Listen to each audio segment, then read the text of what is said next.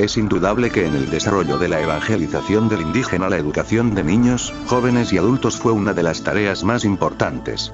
Sin embargo, los frailes pronto se dieron cuenta de que sus esfuerzos solamente fructificaban en los niños y algunos jóvenes, y no con ciertos adultos, ya que estos aparentaban aceptar lo que se les decía, mas en cuanto se veían solos volvían a sus prácticas idólatras. Ignoraban los frailes que tras de ese empecinamiento estaba un hecho de extraordinaria importancia, la educación que habían recibido en sus escuelas, y que muchos de esos hombres habían sido maestros sacer.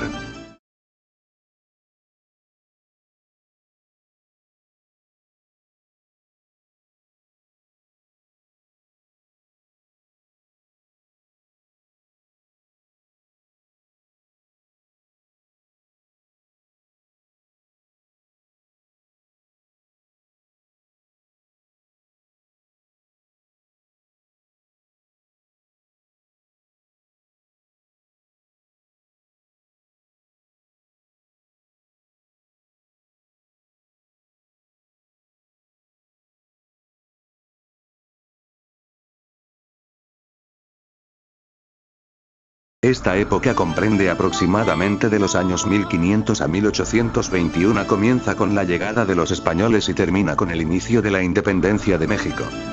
Durante esta época sucedieron varios hechos que cambiaron la forma de impartir la educación en la Compañía de Jesús. Era una orden moderna, que pronto se acreditó por su especialización en la enseñanza. Aunque esa no era la idea principal del fundador, Ignacio de Loyola. El paso siguiente fue la recepción de seglares, y por último la diversificación de los cursos escolares, desde la enseñanza de las primeras letras hasta los grados universitarios.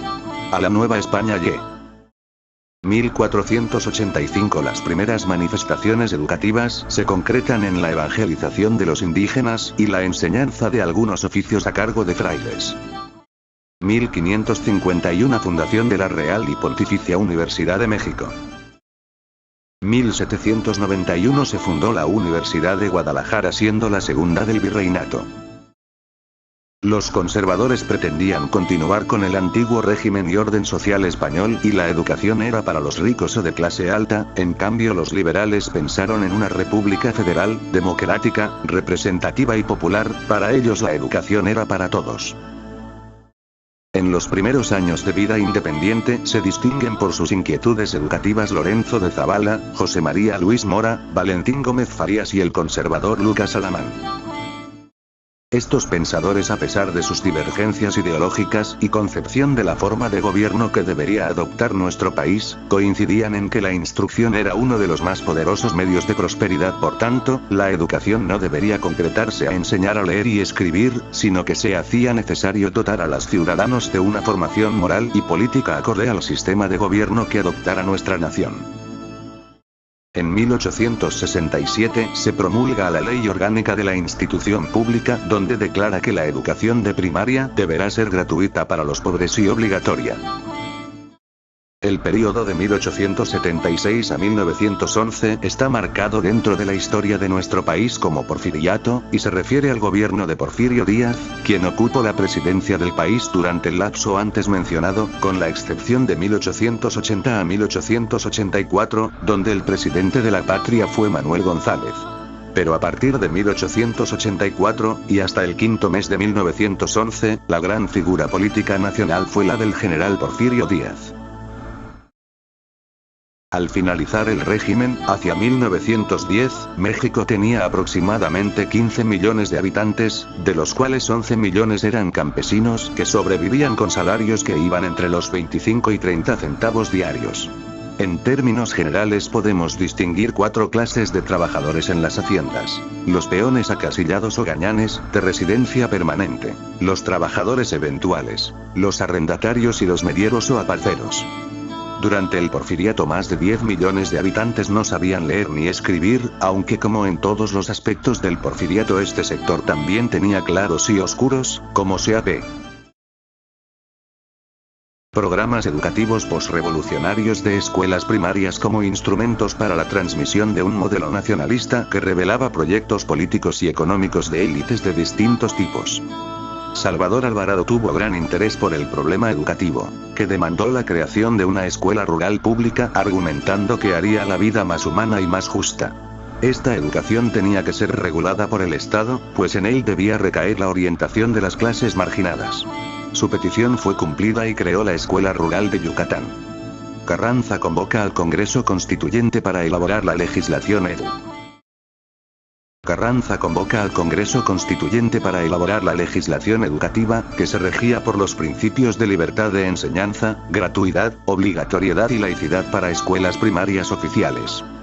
Luis Gonzaga Monzón apelaba a una educación con un criterio rigurosamente científico, y demandaba el establecimiento de un límite a la propuesta libertad de enseñanza.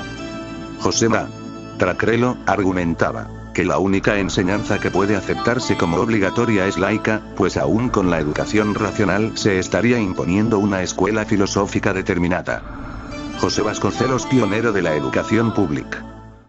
José Vasconcelos, pionero de la educación pública, que reestructuró los programas educativos y dio un giro completo a la noción de educación pública, la idea de la exaltación de las artes del espíritu, factor primordial en los programas educativos durante su mandato como encargado de la Secretaría de Educación. José Vasconcelos da contenido concreto a la idea del nacionalismo, emprendió campañas de alfabetización, incluyó en los planes de estudio la enseñanza de bailes regionales e impulsó el proyecto indigenista. Lo que se buscaba era dejar de ser indio o español para ser mexicano. Rafael Ramírez se inclina por la producción de técnicos útiles y no profesionistas estériles. Durante el régimen de Sebastián Lerdo de Tejada, la educación socialista. Sus principales propuestas eran: una educación laica libre de prejuicios religiosos, la estimulación de las tendencias comunales por encima del trabajo individual y el desarrollo de las capacidades del individuo para contribuir a combatir desigualdades.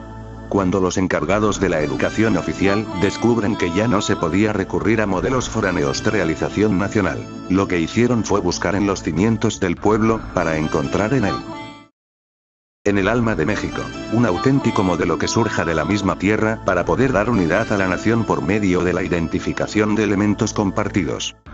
Los proyectos nacionalistas han fracasado, por los programas educativos no logran su contenido, el Estado dispone de los recursos para un esfuerzo educación público. Las elecciones de 1929 se desarrollaron en un clima de agitación política. Hubo varios candidatos, pero al final se perfilaron dos: Pascual Ortiz Rubio, a quien se vio como el candidato oficial, y José Vasconcelos, independiente. Ascenso de Álvaro Obregón, 1920-1924, Plutarco Elías Calles, 1924-1.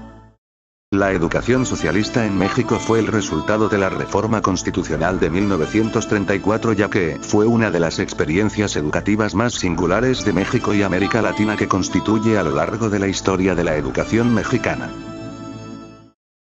Cabe destacar que hubo un período de 4 años, 1930-1934, que fue durante el gobierno de Lázaro Cárdenas. Fue un período controvertido y polémico, debido a la discusión sobre su significado y las diversas modalidades de su aplicación, y fue propuesto por Plutarco Elías Calles, donde se pretendía que la educación fuese de manera equitativa para todas las personas, pero deslindando la iglesia de la escuela, ya que con esto se mejoraría la calidad en general. Todo esto fue basado en el artículo 3 constitucional de 1934. Generalmente se relaciona la educación socialista con el período cardenista, cuando en realidad esto empezó a funcionar antes de que el general Cárdenas tomara posición como gobernante del país, y también mucho antes de la aprobación de la ley respectiva. Sin embargo, el ambiente para aplicar la educación socialista no era el más propicio, ya fuera por la oposición de los padres de familia, por la iglesia, por la situación del magisterio, desconocimiento por nuevas doctrinas, entre otros.